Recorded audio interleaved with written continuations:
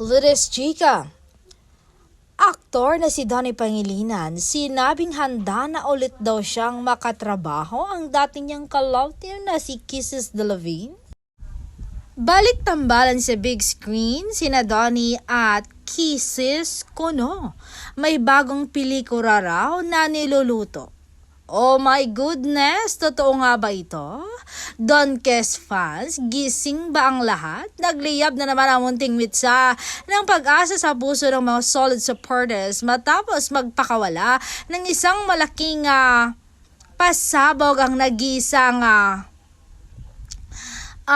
direktor na wag na nating banggitin sa kanyang pinakahuling panayam. Diretsahan niyang inahayag na bukas ang dalawa at handang-handa raw ang aktor at aktres na makatrabaho ulit ang isa't isa. Matapos ang ilang taon ng pagtahak sa magkaibang landas at pag-focus na kanilang solo careers at personal na buhay, tila hinog na nga ang panahon para sa isang mapayapa at profesional na muling pagsasama.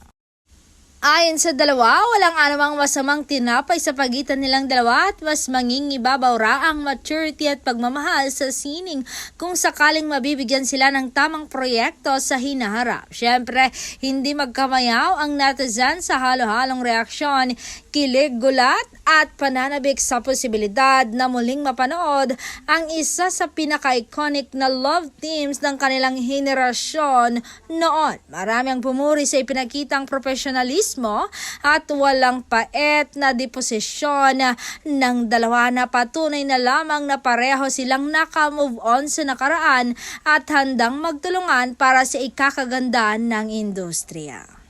Ang ganitong uri ng kapanahunan at positibong pananaw ay nagbibigay ng inspirasyon na ang pagkakaisa at pag-unlad ay laging nagsisimula sa pagiging bukas ang isip at kahandaang maglingkod sa mga taong umaasa at sumusuporta sa inyo. Kaya naman hindi lang sa Pilipinas kundi sa maging sa iba't ibang panig ng mundo ay trending at pinag-uusapan ito ang reunion of the century.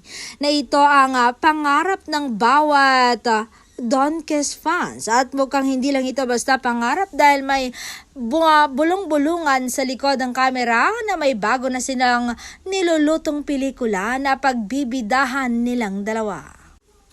Ayon sa mga nakasagap ng balita mula sa mga insider sa industriya, isang natatanging magbabalik sa kanilang tambalan sa big screen. Ang balitang ito ay sapat na upang lalong mag-alab ang pananabik ng publiko na muling makita ang pambihirang chemistry na tanging sina Donnie Rao at Kisses Delavigne lamang ang makakapagbigay sa takilya.